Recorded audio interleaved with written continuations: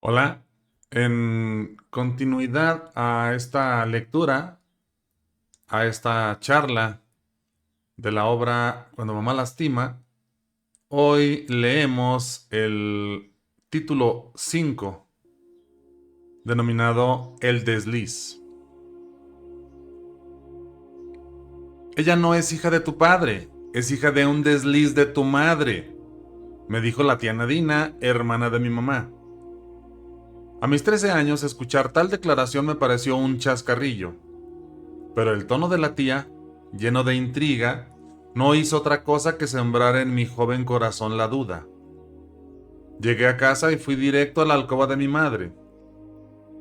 Ahí encontré a doña Refugio, tendida sobre su catre en la oscuridad. Otro ataque de migraña la atacaba y lo único que hizo fue pedirme que la dejara a solas. Me salí a la calle a patear mi viejo balón de cuero rojo y en cada patada imaginaba estar pateando el trasero de mi chismosa tía. Desde ese día la odio. No soporto estar cerca de ella y mentiría si dijera que no le he deseado la muerte más de una vez en mi vida. Al caer la tarde regresé a casa y me encerré en mi habitación. No quise cenar y puse de pretexto un dolor de panza para evitar convivir con la familia. Por la puerta entreabierta de mi cuarto alcanzaba a observar a mi madre sirviendo la cena, a mi padre rebanando el pan con un cuchillo sobre una tabla de madera y a mi hermana menor, Julieta, sorbiendo su jarro de leche caliente y jugando con la espuma que se quedaba colgando en sus labios. Julieta tenía 8 años y, según la tía Nadina, no era hija de mi padre. A la mañana siguiente llegué a la escuela y en el primer recreo me fui directo a la biblioteca. Tomé el primer diccionario que encontré y busqué el término desliz. Número 1. Acción y efecto de deslizar o deslizarse. Número 2. Desacierto, indiscreción involuntaria, flaqueza en sentido moral, con especial referencia a las relaciones sexuales. Número 3. Entre los beneficiadores de metal, porción de azogue que se desliza y escapa al tiempo de la operación y limpia de la plata. Según la Real Academia de la Lengua Española, mi madre o se había deslizado por una pendiente, o trabajó con metales, o tuvo una flaqueza moral en referencia a sus relaciones sexuales. Y como ni lo de deslizarse por una pendiente ni lo de trabajar con metales se me hicieron posibles opciones, deduje que la tía Nadina se refería a la moral de mi mamá. No recuerdo cuántas tardes pasé observando en silencio y con discreción a mi hermana Julieta, para después buscar el espejo y observarme durante minutos, esperando encontrar algún parecido posible entre los dos. Entonces me di cuenta de que éramos muy diferentes. Julieta rubia, con mejillas que se enrojecían con el sol, y con cabellos rizados que le caían sobre los hombros como resortes. Yo, en cambio, moreno, cenizo, regordete y con labios gruesos, muy parecido a mi padre, el buen señor Juvenal, dueño de la ferretera El Tambor, herencia de su padre y en la que yo me visualizaba trabajando en un futuro. 2 semanas después, volví a casa de la tía Nadina y le pregunté por qué me había dicho que mi hermana no era hija de mi padre. Y ella se encogió de hombros y me dijo que la agarré en un mal día y que habló por hablar. Además me amenazó con decirle a mi madre que le había robado su dedal de oro con el que cosía, cosa que era mentira, si iba a contar esas intrigas a mi casa. Me quedé callado y con la duda sembrada en mi corazón. Esa duda me persiguió siempre y pasaron los años sin que yo tuviera el valor suficiente para preguntarle a mi madre si lo que la tía Nadina me había dicho era cierto o si se trató de una mentira. Me quedé con la duda clavada en el pecho y con la sospecha permanente. Transcurrieron los años y me convertí en el ayudante de mi padre en la ferretera. Los días se me iban organizando tornillos de todos tamaños, sacudiendo el polvo de los mostradores y atendiendo a los clientes. Fue entonces cuando sucedió algo inesperado. Una nublada tarde de diciembre en que mi padre me dejó solo a cargo del negocio, porque tuvo que ir a una ciudad vecina a cobrar un dinero, se presentó una mujer de edad avanzada, envuelta en un rebozo gris, preguntando por mi madre. «Busco a Refugio González», me dijo la mujer volteando hacia el interior del local, como intentando corroborar mi soledad. «Está en la casa. ¿Quiere dejarle algún recado?», respondí. «Solo dile que el chato ha muerto». Después salió presurosa de la ferretera como si alguien la persiguiera, como si acabara de arrojar una bomba y no quisiera que se supiera que ella era quien lo hizo. Salté del mostrador y alcancé a ver que se alejaba envuelta en su rebozo a toda velocidad calle abajo. No supe qué hacer. Me quedé paralizado y aquella duda que había estado dormida en mi interior se despertó. Tan pronto dieron las 7 de la tarde, bajé las cortinas del negocio y a zancadas llegué a la casa. Mi padre regresaría tarde de su viaje y quería encontrar a solas a mi mamá para decirle el recado de la viejecilla. Mi hermana Julieta pasaba unos días en casa de la tía Nadina, ayudando con los preparativos de la fiesta del pueblo. Así por fin y a solas, enfrenté a mi madre, quien al escuchar el recado de que el chato había muerto, se sentó de golpe sobre la cama y se persignó. La duda, la rabia, los celos, los más negros pensamientos y la palabra desliz pasaban por mi cerebro de 18 años que ya tenía conciencia de las cosas del amor. Mi madre me miró con sus ojos llorosos para entonces sentarse en una silla de la alcoba y de frente ofrecerme la verdad y desbaratarme la duda. «Manuel, hijo mío, tarde o temprano lo ibas a saber. El chato es el padre de tu hermana Julieta. Hijo, un hombre que conocí cuando tu padre se fue a trabajar a los Estados Unidos de bracero y con el cual tuve una relación fugaz». Me arrodillé frente a mi madre ante tal confesión, y en ese preciso momento los recuerdos acudieron a mi mente como una violenta avalancha que arrasa con todo a su paso. De súbito recordé cuando era niño de escasos 6 años e iba agarrado de la mano de mi madre hacia la plaza. Recordé la imagen de un tipo platicando con mi madre mientras yo corría de un lado a otro persiguiendo palomas entre los jardines. La imagen de mi madre tomada de la mano de ese extraño al que me hacía llamarle tío. Lo recordé todo con nitidez, como si hubiese ocurrido un día antes. Ahí, desde las entrañas de mi memoria, surgía la imagen de un globo de 3 colores amarrado a un largo resorte enredado a mi muñeca. Yo lo hacía rebotar con mi mano sentado en una banqueta mientras mi madre y el tío se besaban en el resquicio de una puerta. Me dolió el alma, el cerebro, el aliento.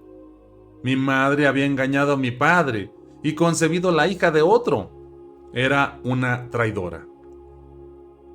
Entre llanto y gritos, le preguntaba por qué fue capaz de hacer algo así. Le recriminé que me usara como tapadera para sus encuentros clandestinos. Ella sollozaba y me decía que una vez que me calmara me explicaría todo. Respiré aire que olía a rabia y me puse de pie con la mirada llena de odio, esperando escuchar sus razones. Fue entonces cuando mi señora madre me contó que ella y mi padre se casaron por compromiso. Ella tenía 15 cuando él ya rondaba los 30. Los padres de mi mamá pensaron que era el candidato idóneo para esposo por ser un comerciante en ciernes, con buen futuro y que le daría una mejor vida que la que pudieron darle ellos. Me describió esos primeros años de matrimonio en que se dedicó a ser una esposa sumisa y fiel, en los que aprendió a cocinar y las tareas de una casa, y en los que fue sumamente feliz con mi llegada. Mi nacimiento los unió como pareja y los hizo aprender a amarse, a su manera, pero cada día más. Sin embargo, cuando mi padre hizo un par de malos negocios y tuvo que cerrar la ferretera por un tiempo, aceptó la invitación de uno de sus hermanos para irse a trabajar al norte en una fábrica. Le prometió a mi mamá regresar con las manos llenas de dólares para invertirlos en el negocio familiar y volver a echarlo a andar. Todo sucedió tal cual. Mi padre trabajó de sol a sol en aquel país lejano y regresó con todo lo ganado para volver a abrir el negocio que su padre le había heredado. Pero cuando regresó encontró a mi madre con 4 meses de embarazo y sus entrañas llenas de pecado. Mi madre, por su parte, se encontró con el corazón de mi padre dispuesto al perdón. Así es, mi padre, al conocer lo ocurrido, cayó en un silencio de 3 días con sus noches, para después salir de su mutismo, tomar un baño caliente y decirle a su mujer: aquí no ha pasado nada. Hay que festejar que vamos a ser padres y voy a querer a ese niño como si fuera mío. Lo único que te pido, refugio, es que nunca vuelvas a ver al desgraciado que te preñó. Nació mi hermana Julieta, blanca, con pelillos rubios sobre su cabecita. Desde que don Juvenal la vio, se enamoró de ella y prometió amarla y cuidarla cada día de su vida. Nunca hizo diferencias entre ella y yo. Incluso a veces llegué a sentir celos de Julieta porque con ella tenía consideraciones especiales, como permitirle sentarse en sus piernas y plantarle besos en la barba o sacarle un peso de la bolsa del pantalón para ir entre risas a comprarse un dulce. Eso hizo mi padre, perdonar y seguir vivo. ¿Y qué pasó con el chato?, pregunté a mi madre sin perder mi tono de reclamo. El chato era un bueno para nada, borracho y con hijos en cada pueblo circunvecino. Nunca se preocupó ni por tu hermana ni por mí. Cuando supo que tu padre regresó al pueblo, se fue lejos. La vieja que fue a buscarte a la ferretera seguro era su hermana Eduviges, la única que supo de la existencia de la niña. Nunca lo volví a ver, hijo, te lo juro. Desde el día que tu padre me perdonó, me he consagrado a amarlo a él y a ustedes. Son lo más valioso que tengo. La culpa con la que vivo nadie me la ha de quitar. Por eso me dan las migrañas, hijo. Son dolores de culpa que me acompañarán hasta el día de mi muerte. Mi padre la perdonó, pero yo no pude. Dicen que un hijo es el más duro juez, y en mi caso así fue. No pude soportar seguir viviendo ahí con ella. Julieta me recordaba cada mañana su desliz y su traición. Mi corazón de joven no estaba listo para comprender actos de viejos. Un día cualquiera me levanté muy temprano, empaqué mis pocas pertenencias y les dije a mis padres que me iría a buscar mi propio destino. Mi padre, con lágrimas en los ojos, me recordó que ahí siempre sería mi hogar. Y mi madre, junto con mi hermana, se dedicaron a abrazarme y a llenarme de besos la cara entre sollozos. Julieta me colgó un escapulario en el cuello y me besó en la frente. Ese día empezó mi calvario. Quien vive con el corazón lleno de rencores termina masticando amargura.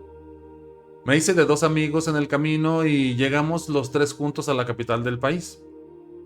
Viví con ellos un par de meses hasta que conseguí trabajo como chofer y pude pagar mi propio departamento.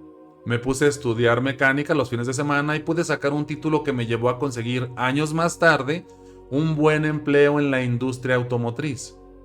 Hice carrera en la empresa hasta ser jefe de taller. Me casé por primera vez a los 25. Tuve un hijo que no veo y que el día de hoy andará por los 32 años. En mi segundo matrimonio no tuve hijos. Permanecimos juntos tan solo 1 año y 7 meses. En el tercero, aguanté un poco más de 5 años. Después me divorcié y de ese matrimonio me quedan 2 hijos, Tania de 15 y Alberto de 12. Son a los 2 únicos hijos que visito de vez en cuando. En sus cumpleaños o en las navidades les llevo regalos costosos para aligerar la culpa de no sentirme un buen padre. En cada mujer veo una traidora. La causa de que mis matrimonios hayan terminado en divorcio siempre ha sido la misma: los celos. Vivo carcomido por un miedo irreverente de que me vean la cara de estúpido. Huelo la traición en cada movimiento y estoy enfermo de control. No hay mujer que resista semejante dinámica en una relación y terminan por tirar la toalla. No he sido agresivo con ellas físicamente, pero psicológicamente ni hablar. Cada una de las mujeres que se atraviesan por mi camino tienen que pagar el desliz de mi madre. En cada mujer veo a Doña Refugio y les hago pagar caro su pecado. Julieta nunca se casó. Vivió solterona cuidando a mis padres hasta que cayó enferma. Hace 7 años murió de una infección en los pulmones y lloré con los ojos, pero en secreto gocé con el alma su partida. Sentí que con ella se iba a la sepultura la prueba de la traición de mi madre hacia mi padre. Mi hermana murió creyendo que Juvenal fue su padre. Pero mis rencores no se fueron con ella a la tumba. Seguían en mi interior y se hicieron viejos conmigo. Hasta que la Navidad de hace 2 años, se me ocurrió ir a visitar de sorpresa a mis viejos. Nunca los visité con frecuencia. Iba 1 o 2 veces por año al pueblo para averiguar si seguían vivos. Cuando estaba por entrar a la casa, me detuve y observé por la ventana. Allí estaban mis padres, juntos, uno abrazado del otro, sentados en el mismo sofá y cubriendo sus piernas con la misma manta, viendo la televisión. Mi padre pasaba su cansado brazo por la esquelética espalda de mi madre. Después la besó en la frente y ella recargó su blanca cabecita en el pecho de mi papá. Me recargué en la pared y contuve el llanto. Algo sucedió en mi interior. De golpe me abandonaron los rencores. Entré sin tocar la puerta y me arrodillé frente a ellos. Les pedí perdón por mi egoísmo y mis duros juicios. Me volví a sentir niño al estar con ellos. Un niño indefenso que requiere cuidados y ternura. Me abrazaron y me dijeron que me aman. Esa Navidad volví a nacer y desde entonces mi espíritu está en paz. Don Juvenal tuvo la muerte de los justos. Apenas cumplidos sus 94 años, se fue a dormir después de cenar y nunca volvió a abrir sus ojos. Esto sucedió hace 9 meses. Refugio sigue viva y la visito cada vez con más frecuencia. Ya está sorda y no ve con un ojo, pero con el que le queda bueno me sigue viendo con amor. Cuando voy al pueblo, vamos juntos a llevar flores a las tumbas de mi hermana y de mi padre. Barremos las sepulturas y limpiamos el mármol de sus lápidas. Después regresamos a casa y conversamos durante horas. Mi madre me anda consiguiendo novia. Dice que la hija solterona de la dueña de la panadería es buen partido para un muchacho madurito y mañoso como yo. Tal vez ahora sí estoy listo para amar de manera sana a una mujer. Ya a mi madre ya no le dan migrañas.